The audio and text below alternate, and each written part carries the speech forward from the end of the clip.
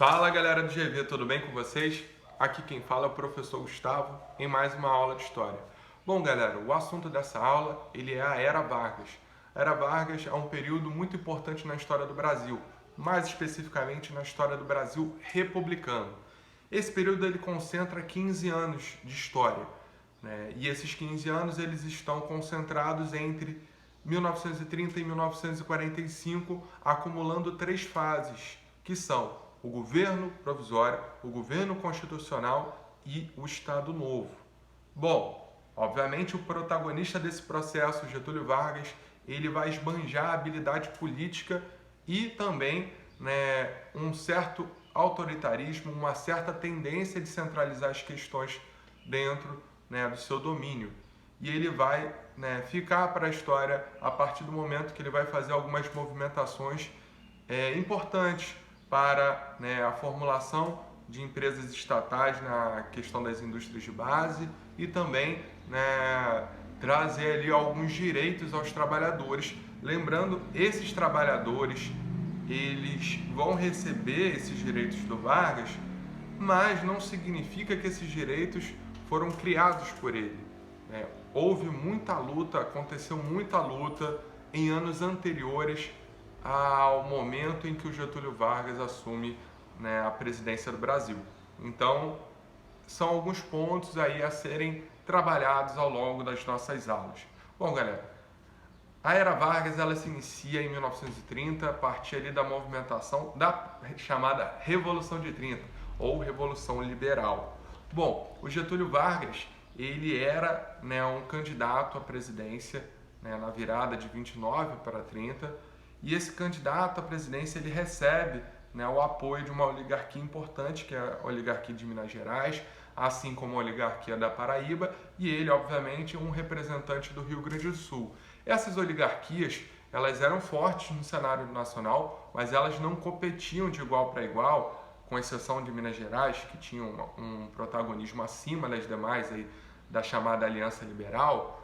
Essas oligarquias elas não tinham força frente à oligarquia de São Paulo. E a oligarquia de São Paulo, que tinha como presidente, no momento, o Washington Luiz, que já vinha fechando seu mandato e vinha indicando o Júlio Prestes para ser candidato adversário ao Getúlio Vargas naquelas eleições. O fato é que o Júlio Prestes ele consegue se eleger, mas um conjunto de fatores do momento vão favorecer a uma jogada de Getúlio Vargas, onde ele vai costurar acordos com oligarquias, vai costurar acordos com tenentes militares e ele vai justamente tomar o poder para si, destituir o Washington Luiz e também impedir que o Júlio Prestes assumisse a cadeira da presidência.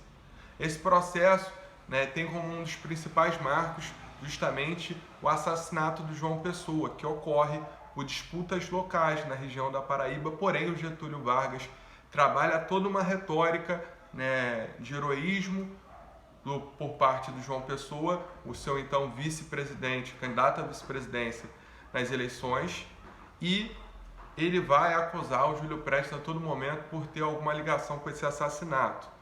Outro ponto importante é que os anos 20 eles foram muito tumultuados na nossa política, onde cada vez mais movimentações dos operários, movimentações de partidos de esquerda vinham ganhando força e isso incomodava determinados setores da elite brasileira que tinham receio de que essas movimentações pudessem causar uma transformação grande no cenário nacional. Então o Getúlio Vargas, quando ele costura essas parcerias com militares de alta patente e costura parcerias com setores chaves das oligarquias fora do eixo de São Paulo e costura acordos com empresários urbanos, o Getúlio Vargas ele vai justamente fazer o quê?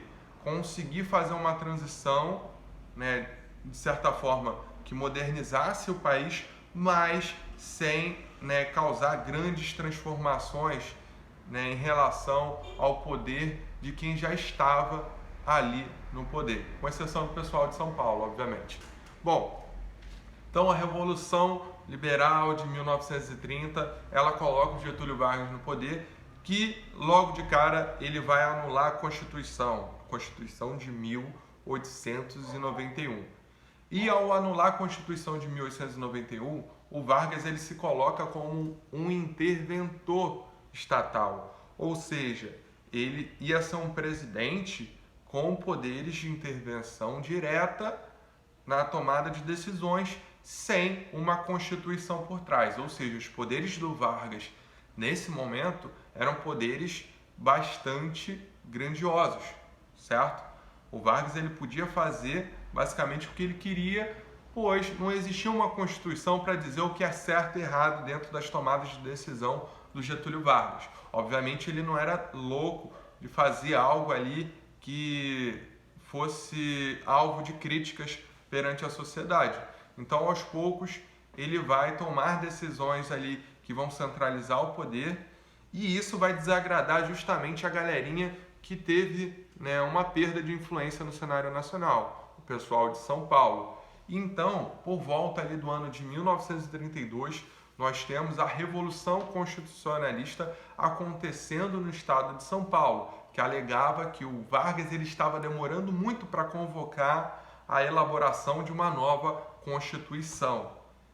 Esse processo vai levar uma verdadeira guerra civil, entre, a sociedade civil de São Paulo e os militares, que apoiavam o governo de Getúlio Vargas. Então, algumas vidas inocentes vão ser perdidas aí nesse processo, mas no final de tudo, os revoltosos de São Paulo, eles vão ser contidos, porém o Vargas vai convocar uma Constituinte. Mas, bom, antes da gente falar da Constituinte, do processo de formulação da Constituição, é interessante a gente pensar, tentar entender algumas das medidas que o Vargas faz durante o governo provisório. Bom, entre essas medidas nós temos justamente o quê? Como ele centralizou o poder durante o governo provisório. Ele vai colocar na maioria dos estados interventores militares, conseguindo agradar a classe política dos tenentes, que tinham necessidade, tinham o interesse de ter uma participação na política. E ao mesmo tempo, ao colocar essas pessoas nesses cargos, ele vai ter um controle maior sobre essas pessoas, pois foi justamente o Vargas que colocou elas lá, certo?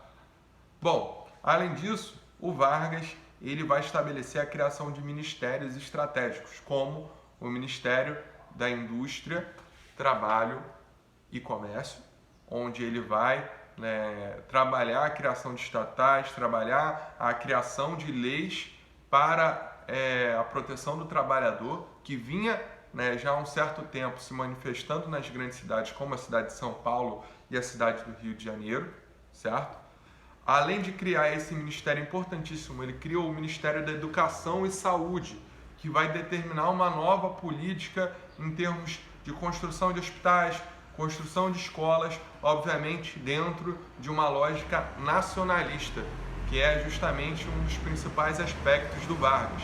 Ele vai trabalhar sempre o conceito de nação, o conceito de povo unificado a partir de uma identidade que ele vai tentar construir no tempo que ele está no poder.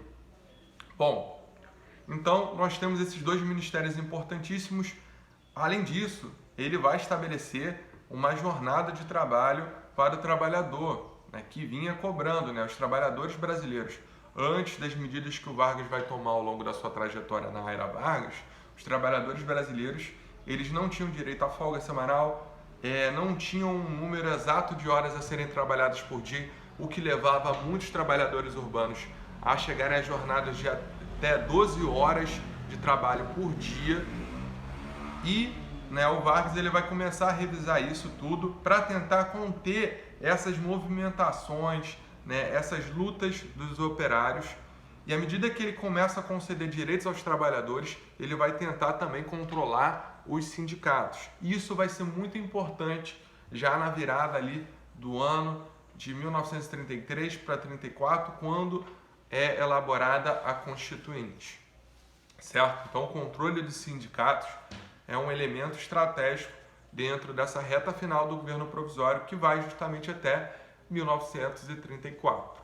Bom, além de falarmos sobre a questão dos interventores, sobre a criação dos ministérios e a Revolução Constitucionalista, quando nós falamos de governo provisório, nós devemos lembrar que durante o ano de 1932, o Vargas ele cria o Código Eleitoral. O Código Eleitoral é muito importante para a história da República Brasileira, porque o Código Eleitoral ele vai estabelecer o voto secreto, ou seja, agora o eleitor ele vai ter, né, uma proteção. Ele pode votar no candidato que ele quiser e não vai ter ninguém ali fiscalizando, né, o candidato que ele votou naquelas eleições. Isso é muito importante.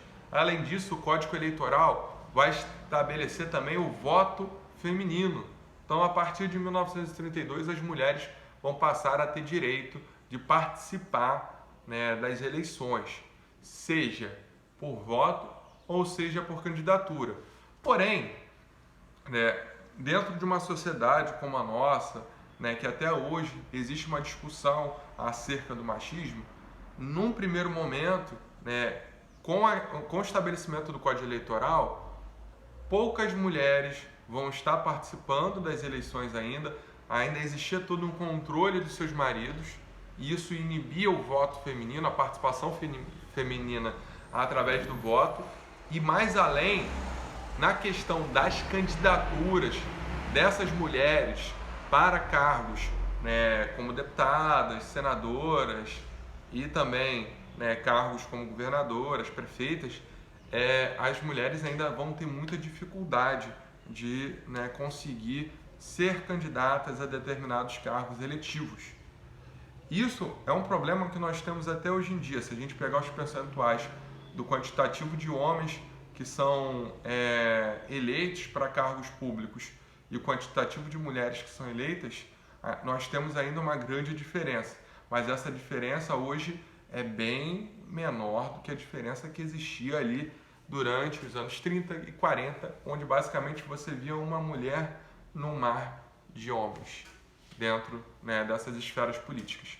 Então, o Código Eleitoral ele é importantíssimo para esses dois pontos, o voto secreto, o voto feminino e também a criação de uma instituição que ela vai ser apartidária, ou seja, o governo, ele obviamente vai ter o direito a participar do jogo político, mas dentro do Estado brasileiro vai existir uma instituição independente para regular essas eleições. Isso é muito importante para a democracia, certo?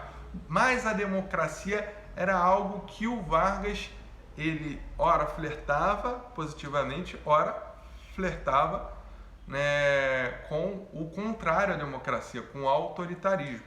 Então nós vamos ver nesse processo que, apesar dele conceder esses direitos à população brasileira, à medida que ele vai se mantendo no poder, ele vai se comportando de maneira contrária a tudo isso que ele estava, né, promovendo, certo? Bom, ao final do governo provisório, nós temos justamente a eleição de deputados que vão debater as regras e leis que vão ser estabelecidas na Constituição de 1934. E a Constituição de 1934 já vai incluir alguns direitos aos trabalhadores, assim como o próprio Código Eleitoral que o Vargas tinha estabelecido em 1932. Só que na Constituição de 1934 vai ter uma notinha de rodapé que vai ser a seguinte: as eleições que vão, né, suceder a Constituição de 1934, elas vão ser indiretas. Ou seja, os próprios deputados que formularam aquela constituinte, que formularam aquela Constituição, eles vão votar no presidente. E o presidente vai ser justamente quem? O Getúlio Vargas. Ele se elege de maneira indireta e se torna presidente num governo constitucional. Só que o detalhe é o seguinte: o Vargas ele já controlava boa parte dos sindicatos, na virada de 33 para 34. E os deputados que são eleitos através do controle desses sindicatos, muitos desses deputados foram eleitos através de uma intervenção do Vargas. Então, né, esses deputados eles não iriam votar contrário aos interesses do Getúlio, certo? O Vargas, de certa forma, quando ele é eleito indiretamente, não significa que ele não poderia ser eleito através do voto popular, até porque ele vinha mexendo coisas importantes que vão agradar justamente boa parte da população. Mas o risco que ele corria era justamente o estado de São Paulo, que teve todo aquele atrito com a questão da Revolução Constitucionalista, e se houvessem eleições abertas, talvez o Vargas poderia correr o risco de não se tornar presidente. Então, toda essa movimentação provavelmente foi arquitetada para facilitar a continuidade do Getúlio Vargas como presidente da República, certo? Então, o próximo passo da nossa aula é trabalhar esse governo constitucional do Vargas e o Estado Novo. Detalhe que o governo constitucional ele dura de 34 até 37, onde o mandato do Vargas constitucional vai ser interrompido por um autogolpe promovido pelo próprio Getúlio Vargas, onde ele vai estabelecer uma ditadura, e essa ditadura é conhecida como Estado Novo. E essa ditadura dura de 37 até 1945. Então, próxima aula a gente vai trabalhar esses dois momentos ali da Era Vargas. Certo, galera? Espero que vocês tenham gostado. Um forte abraço e até a próxima.